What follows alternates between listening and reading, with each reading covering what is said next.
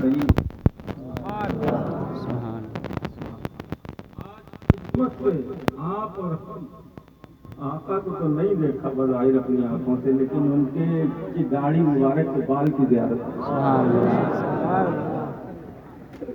جس نے ایمان کی حالت میں میرے آقا مصطفیٰ کریم کو دیکھ لیا تو جنت ان کا انتظار کرے گی۔ ان کے جنتی ہونے میں کوئی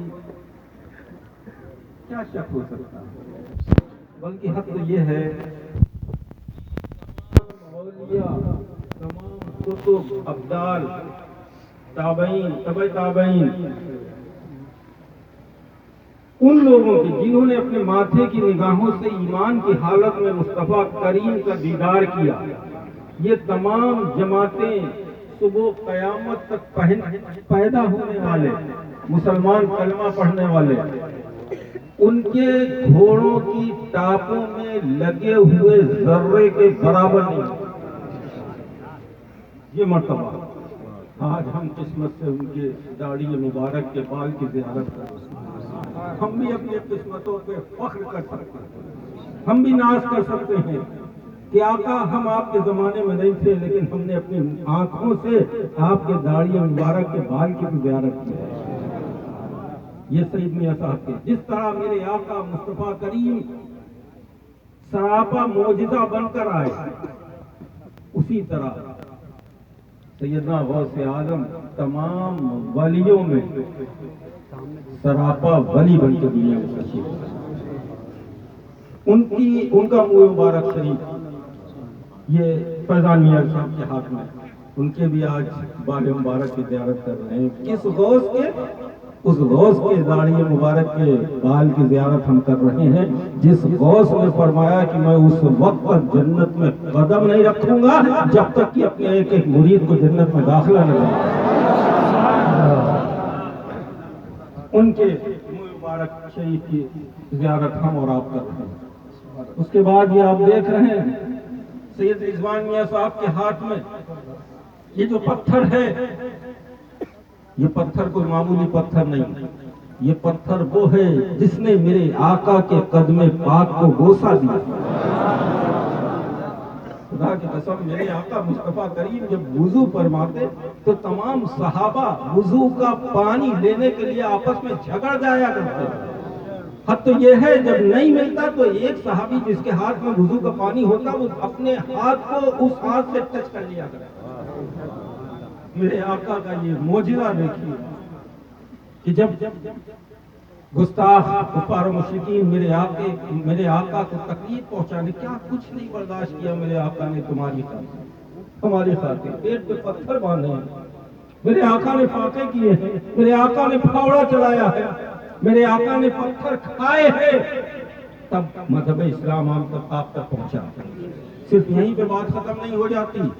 مذہب اسلام کو پہنچانے کے لیے ہمارے اسلاف نے کتنی قربانیاں دی ہیں، کتنی پریشانیوں کا سامنا کیا ہے۔ خود میرے آقا مصطفیٰ کریم جب طائف کے میدان میں پہنچے ہیں،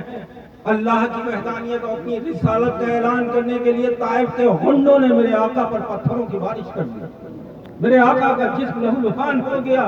جسم سے خون کے فوارے چھوٹنے لگے۔ حضرت زید بن حارثہ اپنی آغوش میں گود میں لے لیتے ہیں، حضرت جبرائیل حاضر ہوتے عرض کرتے ہیں حبیبی یا رسول اللہ اگر اجازت مل جائے تو پہاڑ کا فرشتہ دونوں پہاڑ کو آپس میں ملا دے تاکہ سارے کے سارے پہاڑ طائف والے اسی میں دب کے مر جائیں۔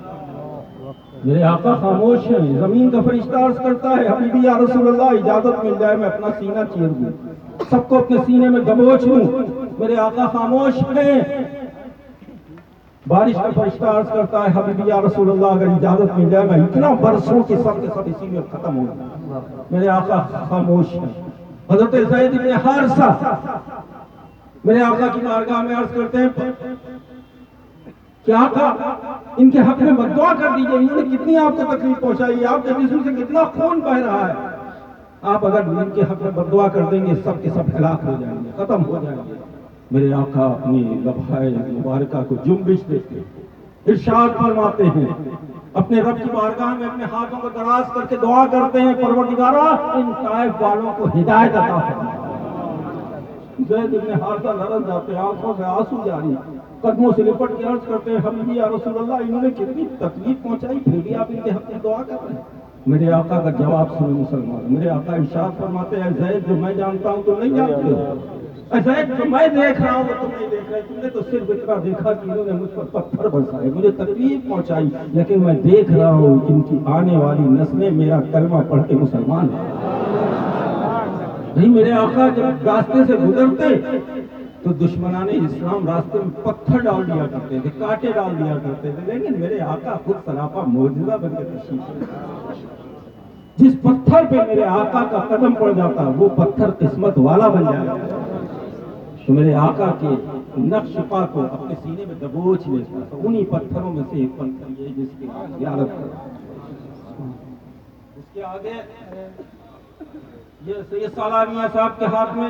ایک پتھر ہے، وہ بھی پتھر ہے، اس کا بھی تعلق پتھر سے،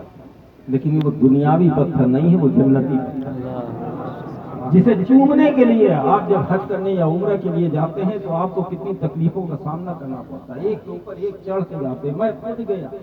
کتنی دقت سے کتنی تکلیف سے آپس میں جو ہمارے ساتھ کے لوگ تھے طے کرتے تھے کون سا ایسا وقت ہوگا جس وقت بھیڑ کم ہو، لیکن کوئی ایسا وقت نہیں ہوتا جس وقت وہاں پر بھیڑ کم ہو، عاشقوں کا آنا کم ہو، لیکن اللہ نے یہ مجھے بھی نصیب ہوا کہ میں نے بھی بوسہ دیا، میں نے بھی چوما، حالانکہ حکم یہ بھی ہے کہ اگر وہاں تک نہیں پہنچ سکتے دور سے اشارے سے چومو، لیکن چومو ضرور۔ کیوں چومو؟ اس لیے کہ آقا مصطفیٰ کریم نے چوما، یہ جنتی پتھر ہے اس لیے نہیں چومتے ہیں خالی، میرے آقا نے چوما ہے اس لیے چومتے ہیں، ہم بھی چومتے ہیں، صحابہ نے بھی چوما، اولیاء اللہ نے بھی چوما، بزرگوں نے بھی چوما، اسی لیے چوما کہ یہ جنتی پتھر ہے، اس کی ہم اور آپ اپنے ماتھے کی نگاہوں سے زیارت کر رہے ہیں۔ اللہ رب العزت کی بارگاہ میں عریضہ ہے، دعا ہے کہ اللہ تبارک و تعالیٰ ان تبرکات کے صدقے مبارک شریف کے وسیلے پاک سے اس محفل میں